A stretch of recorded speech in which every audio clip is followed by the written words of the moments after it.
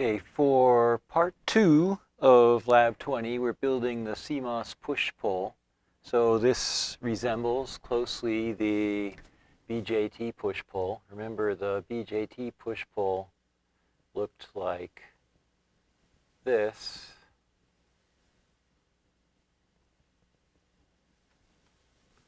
Where we had an NPN transistor to follow the positive part of the signal. And we had a PNP transistor to follow the negative part of the signal, input at the two bases, output at the two emitters, and then the two collectors go up to positive and negative power supplies, respectively. So this is analogous. So really the push-pull is what I've drawn in white, and the stuff in green it's basically optional. So the drain is analogous to the collector.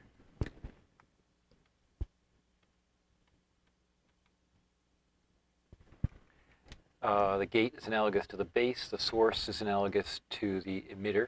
So this Nmos transistor, Nmos FET, follows the positive part of the signal. And then this PMOS FET, P-channel enhancement mode MOSFET, follows the negative part of the signal, just as the PNP bipolar transistor follows the negative part of the signal. So here's the source, the gate, the drain. Now this 1 kilo ohm resistor to ground is handy so that we get at least a little bit of current flowing. So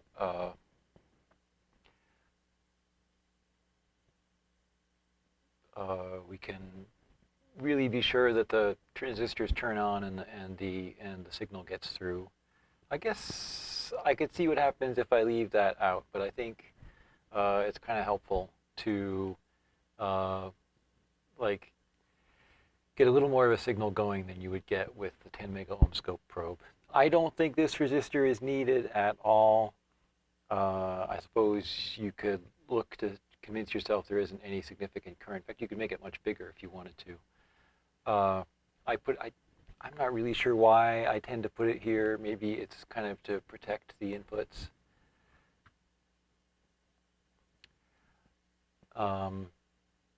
So then I've built this over here. So I have the Nmos transistor with its tab away from me, and then I have the PMOS transistor with its tab toward me, so that the two sources are in the same column. So we have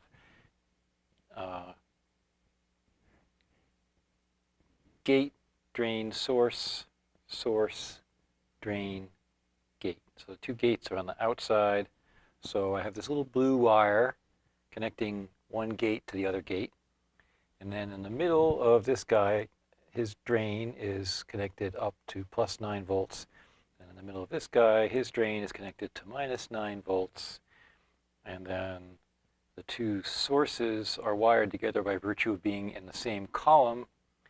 And there is this 1 kilo ohm resistor to ground, which is the load resistor we saw here.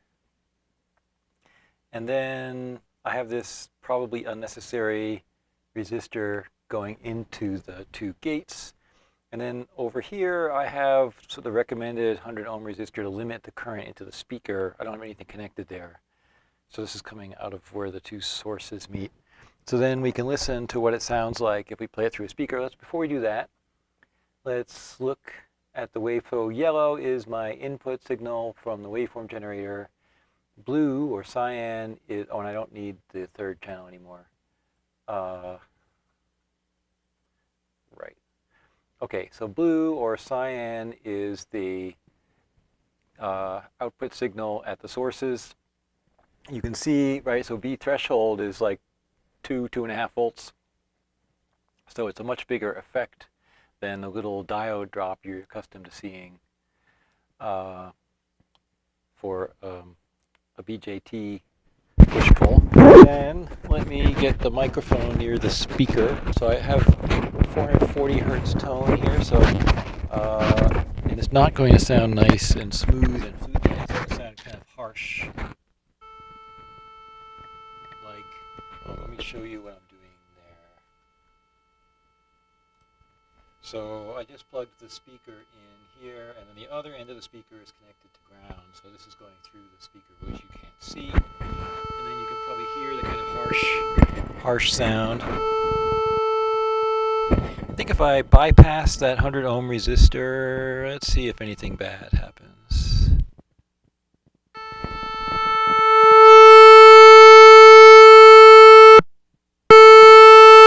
It certainly gets louder.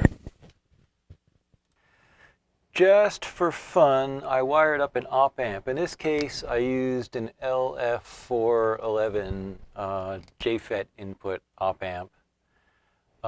So I wired it up basically as a follower, except I put the feedback from the output back to the inverting input. I also got rid of that 1K resistor here. So it didn't do exactly what I wanted, but it did sort of what I wanted. Well, I guess for one thing, you can hear what it does when I plug in the speaker.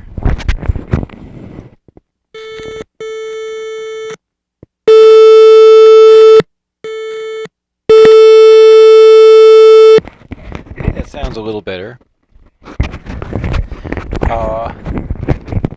Then if we look at the scope traces,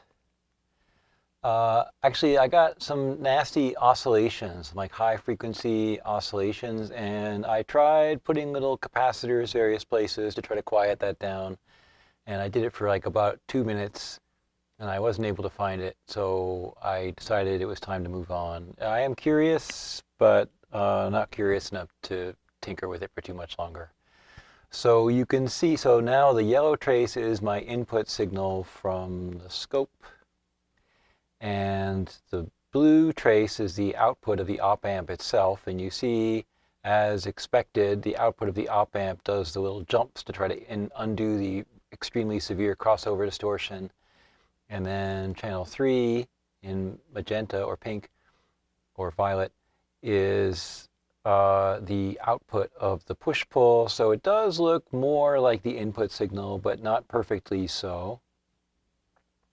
And then if I get rid of the averaging, so over here, let me see. Oh yeah. So if you like click the little arrows in the time menu on the right-hand side, you can do averaging. So, okay, let me turn off the averaging. Then you see this hideous noise. I don't really think it's noise. I think it's parasitic oscillation.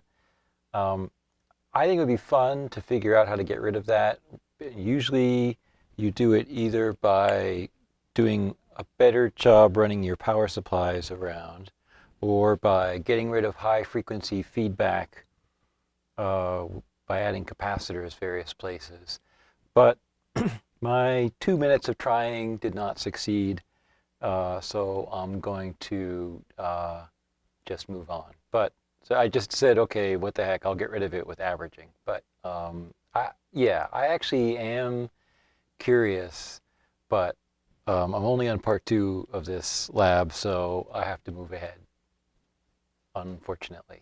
Okay, anyway, that actually this part was optional anyhow, but there it is, the Cmos push-pull.